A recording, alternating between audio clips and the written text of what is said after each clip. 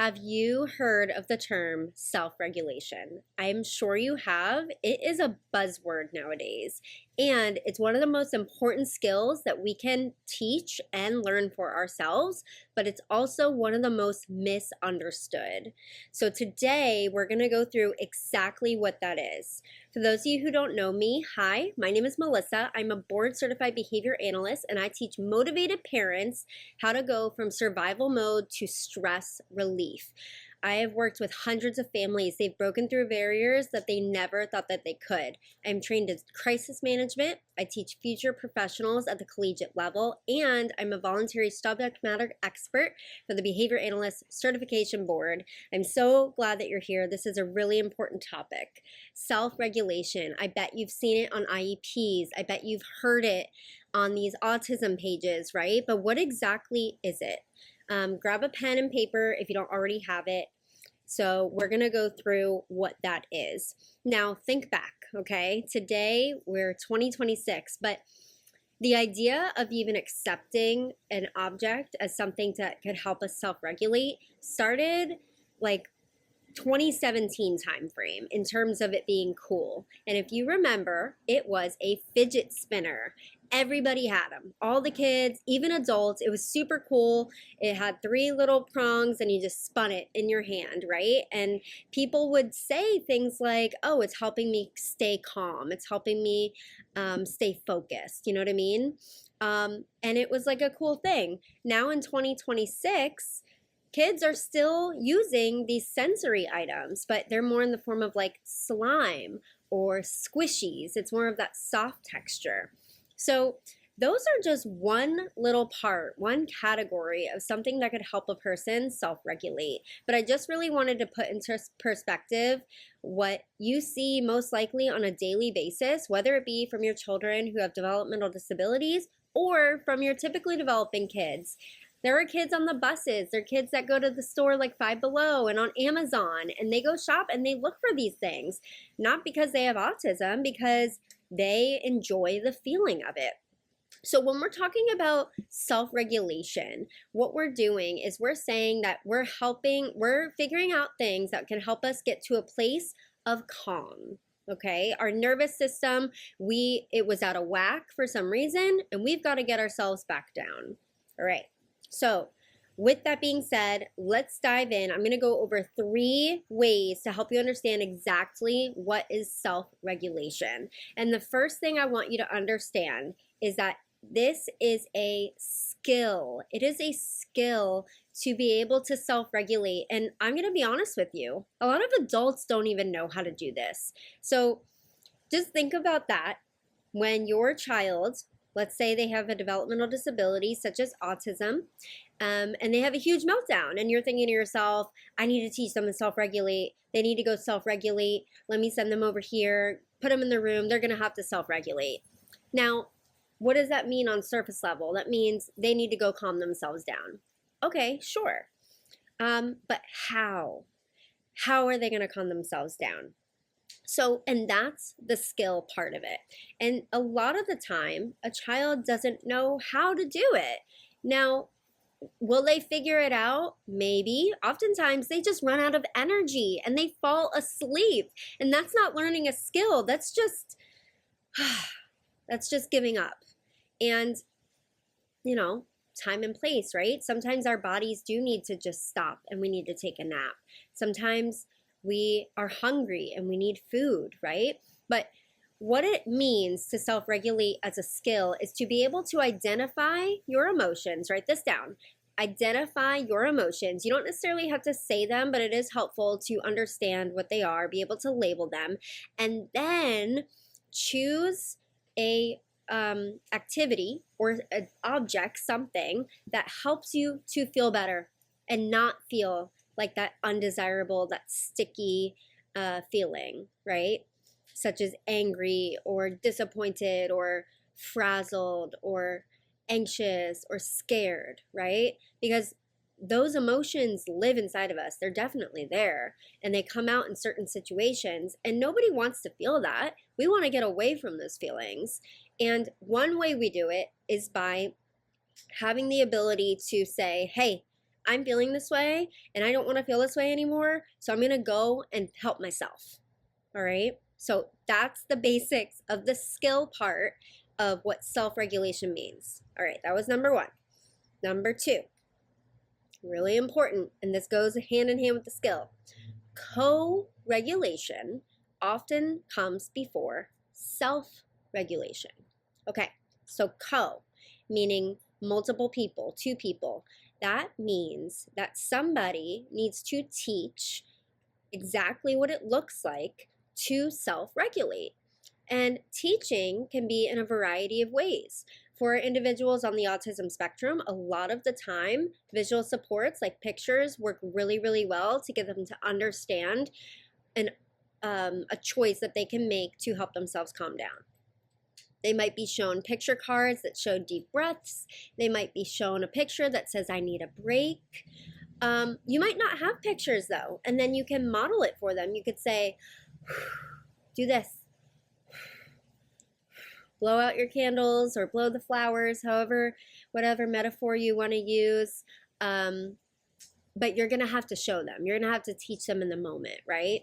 And a lot of times, too, this is kind of like parents are understanding that you're going to have to do this. You're going to have to teach these things when your children are toddlers, when they're young, right? Because they are obviously little and they don't know. But I really want you to understand, parents, that there are even times when our teenagers, our kids that are, 10, 11, 12, 16, 18 and on, depending on their abilities, may still need those prompts from you, those modeled prompts. And yes, it's a lot of energy from parents, from caregivers. Yes, it is repetitive and redundant. But if you really want to teach the child how to do this skill, we've got to meet them at their level. And that means co-regulation is showing them what to do, giving them choices. And it might not always be deep breaths. It might not always be let's count to 10. It might be change of scenery. It might be let's put a fan on you, you're hot.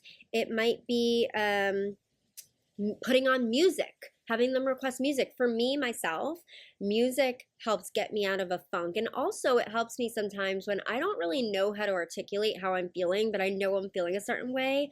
I find a song and then I'm listening to the lyrics and I'm like, whoa, this is what I've been trying to say, but I couldn't find the words.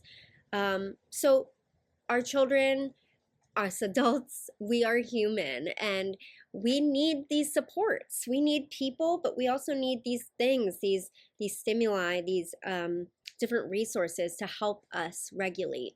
So then, as I was talking about in step number 2, that we have to teach through co-regulation to then have that transfer to self-regulation. And obviously, self-regulation means that a person is independently choosing to go take a break, take deep breaths, count to 10, put on a song, sit on the beanbag chair, whatever it may be, take a walk, right? Get the breeze on them. But without someone telling them to do that. That is the self-regulation part. Okay? It's a skill. I really want you to think about this, and I want you to think about it for yourself. Okay? How do you self-regulate? And again, self. So that means what do you do to calm down? All right. Number 3, really, really important here, that in addition to self-regulation, one thing that's really important is a person learning a replacement skill. So that means that, let's say the schedule changed and somebody is running late, like 30 minutes late, right, out the door, and that gets somebody upset. Yes, they're going to be upset, right? Are they going to throw a tantrum? Maybe. Do we want them to self-regulate? Yes.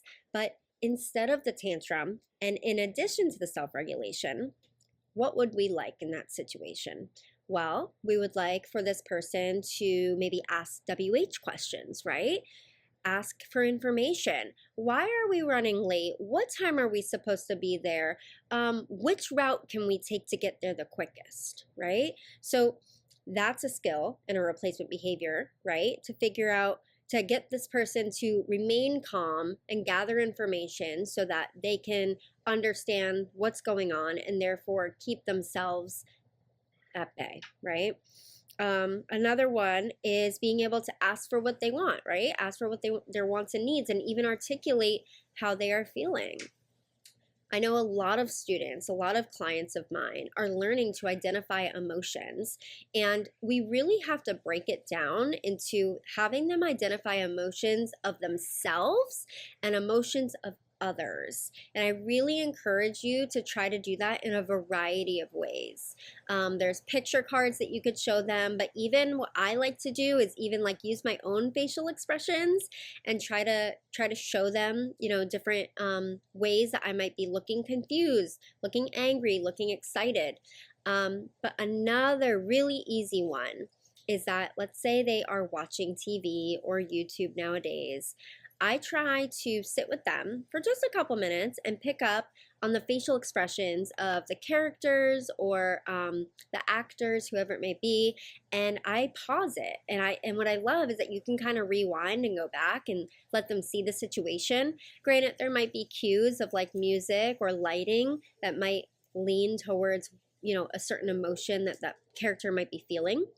But the point I'm making is that there are emotions everywhere, and I think it's really important for an individual to identify their own emotions, absolutely, but sometimes it might be hard for them to even see and understand that. So then being able to see and identify the emotions of others could probably help them identify their own. Really just depends on the person. I've seen it in both scenarios where first they identify their own, then they identify other people's. I've also seen where they identify other people's and then are working on identifying their own. It really just depends. But that's a super duper important replacement skill that goes hand in hand with self-regulation. Okay, so we talked about those three things. I'm going to dive real quick into just a variety of strategies that I've kind of went over already, and I would love to hear yours as well, of different ways that people can self-regulate. So one way, the basics, right? The basics are in the moment, take a deep breath. Honestly, please try it if you haven't already. It really does help because it just creates a pause between our emotion and the impulsivity of what we really want to do. But